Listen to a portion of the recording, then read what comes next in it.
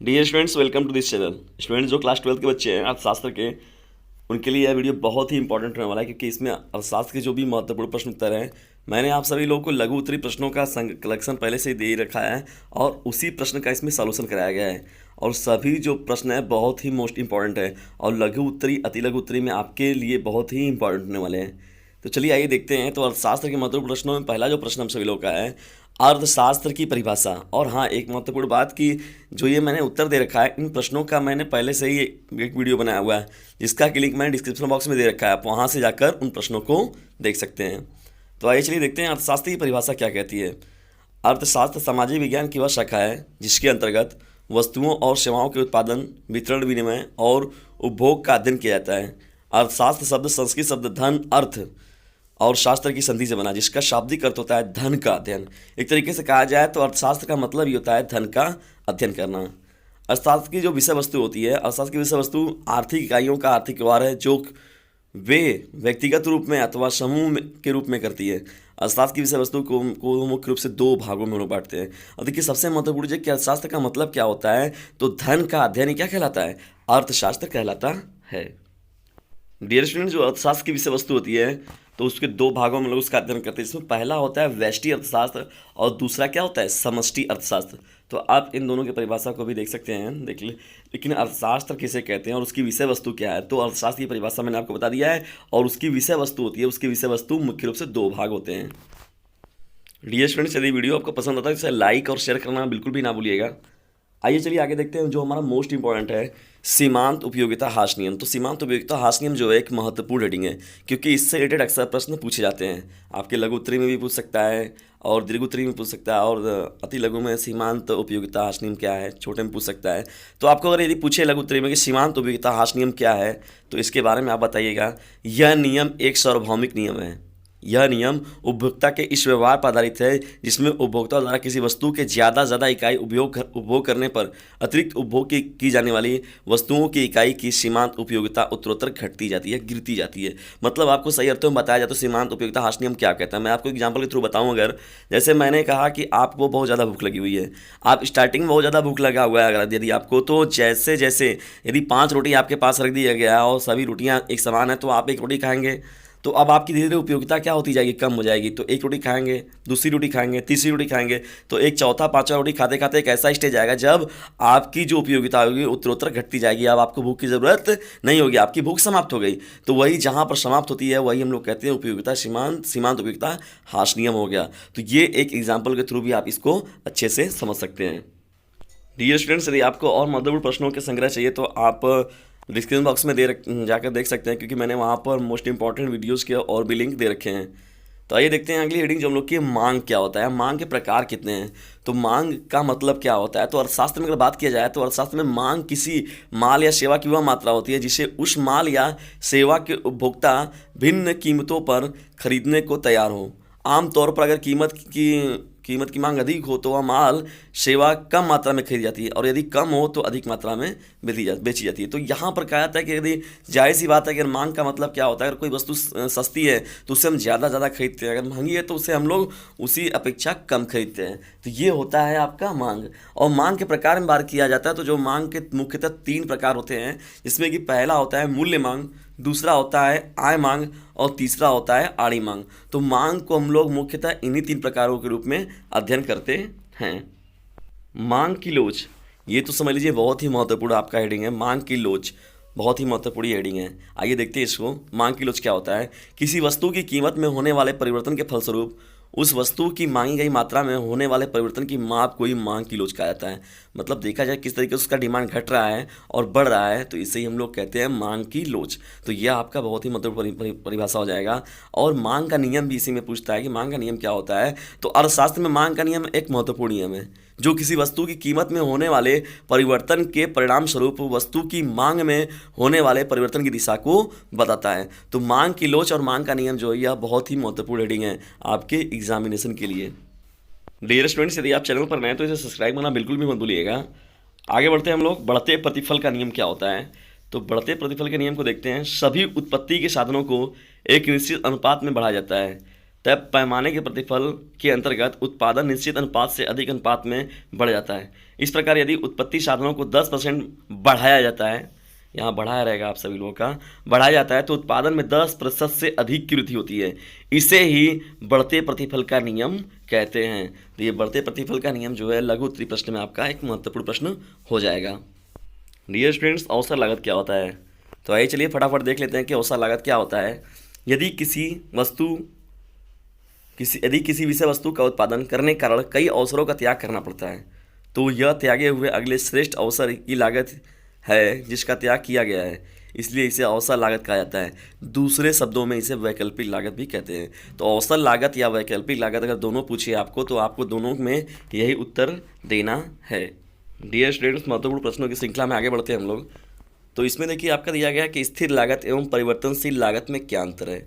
अगर ये लघु उत्तरीय में आपका पूछता है तो परिवर्तनशील लागत वह लागत होती है जो उत्पादन की मात्रा के साथ साथ बढ़ती रहती है तथा उत्पादन की मात्रा में कमी होने पर घटती रहती है, जबकि स्थिर लागत वह लागत होती है जो उत्पादन की मात्रा के साथ घटती बढ़ती नहीं है। तो ये कहा गया कि स्थिर लागत जो होता है वो घटता बढ़ता नहीं है, बल्कि परिवर्तनशील लागत जो होता है वो परिवर्तित होता रहता है। आगे देखिए इसमें क्या है, सीमांत राजस्व क्या होता है। सीमांत राजस्व का मतलब होता है यह राजस्व को संदर्भित करता है जो किसी उत्पाद की एक अतिरिक्त इकाई के उत्पादन से प्राप्त होगा। गणितीय रूप से सीमांत राजस्व को व्यक्त करना संभव है। इस मामले में यह एक फर्म के कुल राजस्व में परिवर्तन के बराबर है, इसकी बिक्री में परिवर्तन से विभाजित है। तो इस प्रकार से आपका ये सीमांत राजस्व का डिफिनेशन हो जाएगा। डियर स्टूडेंट्स, यदि आपको किसी विषय में कोई प्रॉब्लम होती है तो आप हमें कमेंट बॉक्स में बताएं ताकि हम आपको उन प्रश्नों के सॉल्यूशन आपको दे सकें। तो आइए चलिए देखते हैं अगले महत्वपूर्ण प्रश्न की ओर बढ़ते हैं हम लोग। बाजार क्या होता है? बाजार अर्थशास्त्र में लोग बाजार किसे कहते हैं? सामान्य अगर यदि बाजार का अर्थ देखा जाए तो क्या होता है या इसकी परिभाषा क्या है? सामान्य अर्थ में बाजार शब्द से तात्पर्य एक ऐसे स्थान या केंद्र से होता है जहां पर वस्तु की क्रेता और विक्रेता भौतिक रूप से उपस्थित होकर क्रय विक्रय का कार्य करते हैं। यहाँ एक तरीके से देखा जाए कि जहाँ क्रेता और विक्रेता होते हैं और वहाँ पर क्रय और विक्रय का कार्य होता है, उसे हम लोग बाजार कहते हैं।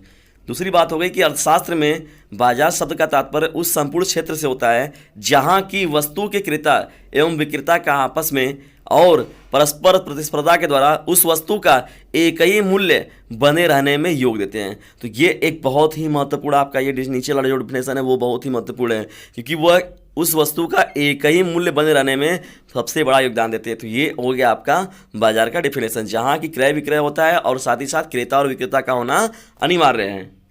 डियर स्टूडेंट्स, यदि पूछ लिया जाता है अर्थशास्त्र में कि वस्तु क्या होती है, वस्तु का क्या अर्थ है, तो वस्तु का डिफिनेशन यदि आपको बताना होगा तो यह एक निर्जीव पदार्थ या उत्पाद है जिसे मुद्रा अथवा सेवाओं के बदले प्राप्त किया जा सकता है।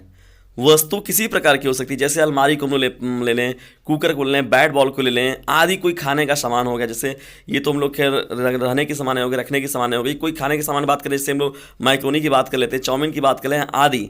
इन सब को हम पैसे देकर या सेवा अर्थात शारीरिक श्रम के बदले प्राप्त कर सकते हैं। तो ये कहा जाता है कि जिसे हम लोग क्या कर सकते हैं, मुद्रा या सेवाओं के बदले प्राप्त कर सकते हैं, वही हमारा क्या कहलाता है, वस्तु कहलाता है।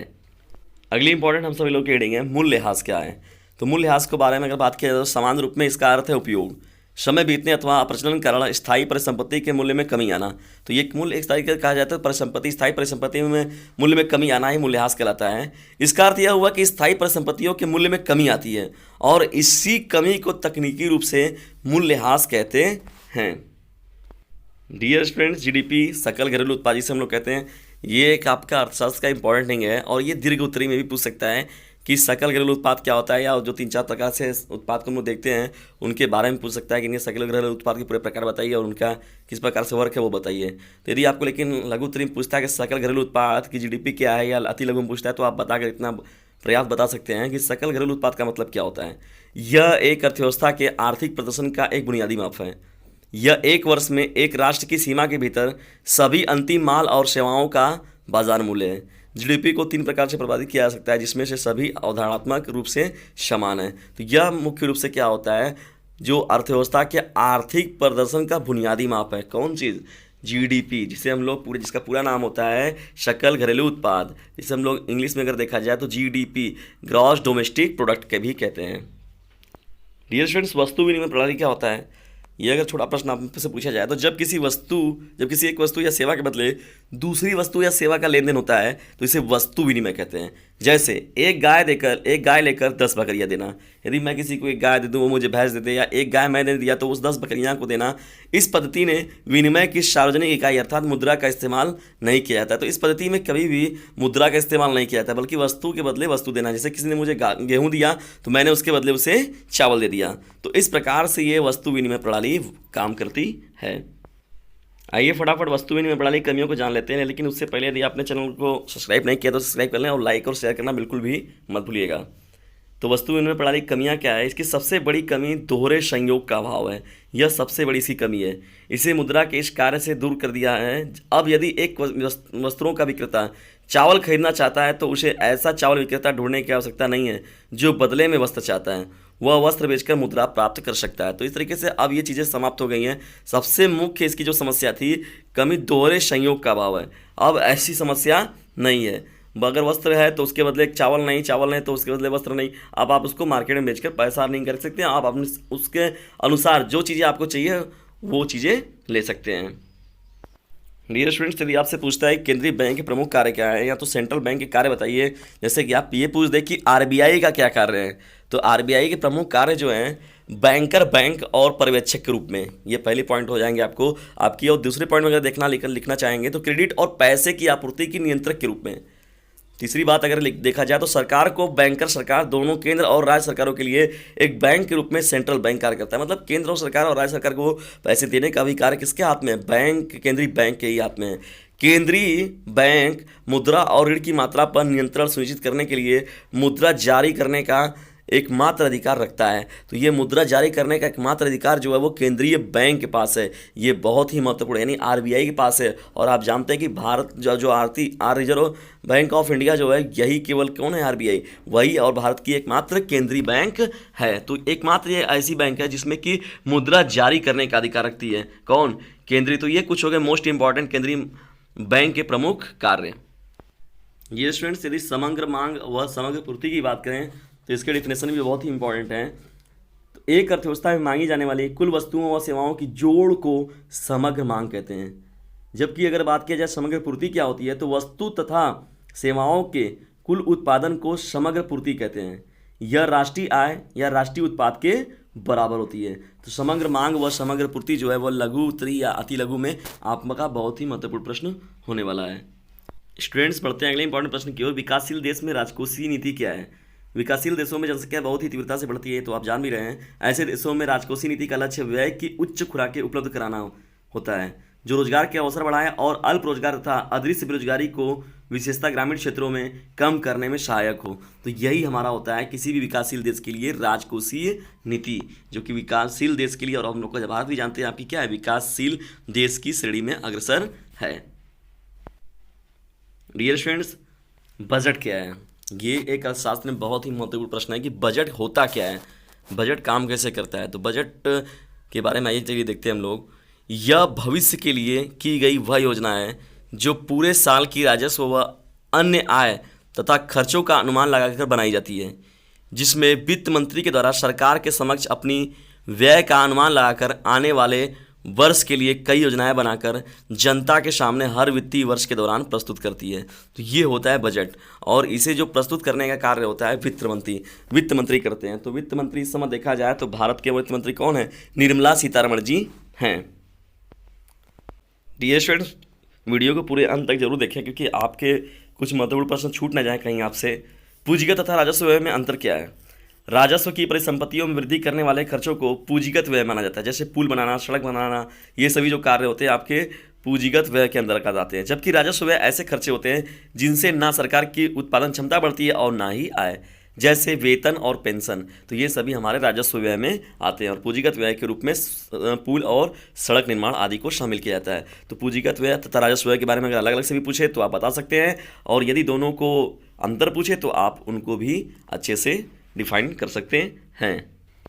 अर्थशास्त्र के महत्वपूर्ण प्रश्नों का अगर कलेक्शन बने और उसमें वस्तु एवं सेवा कर शामिल न हो, या जिसे जीएसटी हम लोग बोलते हैं, तो ऐसा संभव ही नहीं है। तो क्योंकि यह महत्वपूर्ण प्रश्नों की श्रृंखला में वस्तु एवं सेवा कर के बहुत ही इंपॉर्टेंट नहीं है। जीएसटी, ग्रास तो डोमेस्टिक प्रोडक्ट हम लोग वहाँ जीडीपी को बोलते थे, लेकिन जीएसटी क्या होता है? गुड्स एंड सर्विस टैक्स होता है। तो वस्तु एवं सेवा कर, जिसे हिंदी में हम लोग कहते हैं। तो आइए देखते हैं इसकी परिभाषा क्या है। यह एक मूल्यवर्धित कर है जो कि विनिर्माता से लेकर उपभोक्ता तक वस्तुओं और सेवाओं की आपूर्ति पर एक एकल कर है। अंतिम उपभोक्ताओं को इस प्रकार आपूर्ति श्रृंखला में अंतिम डीलर द्वारा लगाया गया जीएसटी ही वहन करना होगा। इससे पिछले चरणों के सभी मुनाफे समाप्त हो जाएंगे। यह भारत में 1 जुलाई 2017 से लागू एक महत्वपूर्ण अप्रत्यक्ष कर व्यवस्था है। तो यानी इस प्रकार से देखा जाए तो जो जीएसटी है भारत में 1 जुलाई 2017 से प्रभावी है, और एक तरीके से देखा जाए तो ये एक अप्रत्यक्ष कर है, तो अप्रत्यक्ष कर व्यवस्था है। डियर स्टूडेंट्स, अगली पॉइंट जो हम लोग का है बैंक। तो ये जो अर्थशास्त्र के मधुर प्रश्नों की श्रृंखला थी उसमें जो लास्ट प्रश्न हम लोग का है बैंक। बैंक क्या होता है? यह उस वित्तीय संस्था को कहते हैं जो जनता से धनराशि जमा करने तथा जनता को ऋण देने का काम करता है। ऋण देना और विनियोग के लिए सामान्य जनता से राशि जमा करना तथा चेकों, ड्राफ्ट तथा आदेशों द्वारा मांगने पर उस राशि का भुगतान करना बैंकिंग व्यवसाय कहलाता है। और इस व्यवसाय को करने वाली जो संस्था होती है वो बैंक कहलाती है। तो ये आपका डिफिनेशन हो जाएगा बैंक का। बैंक जो हम लोग का हेडिंग था वो लास्ट हेडिंग था। मैं फिर से बता रहा हूँ आप सभी लोगों को कि इन प्रश्नों का जो कलेक्शन है, यानी ये जो उत्तर आपको दिए गए हैं इनके प्रश्नों का जो कलेक्शन है वो मैंने डिस्क्रिप्शन बॉक्स में उसका लिंक दे रखा है, आप वहाँ से देख सकते हैं। और भी प्रश्नों के जो महत्वपूर्ण लिंक है या और विषयों के जो भी मोस्ट इंपॉर्टेंट क्वेश्चन है और आंसर के साथ, तो मैंने उनका यहाँ पर लिंक जो है डिस्क्रिप्शन बॉक्स में दे रखा है, आप वहाँ से उन वीडियोज़ को देख सकते हैं। यदि आपको वीडियो पसंद आता है तो इसे लाइक और शेयर जरूर करें, और यदि चैनल पर नए हैं तो इसे सब्सक्राइब करना बिल्कुल भी ना भूलें। Thanks for watching this video. Dear students, आप सभी लोगों को होली तथा शब बारात की हार्दिक शुभकामनाएं। जो कि त्यौहार हमारे सर पर हैं और बहुत ही नज़दीक हैं। 2-3 दिनों के बाद आपके वो सभी त्यौहार आने वाले हैं।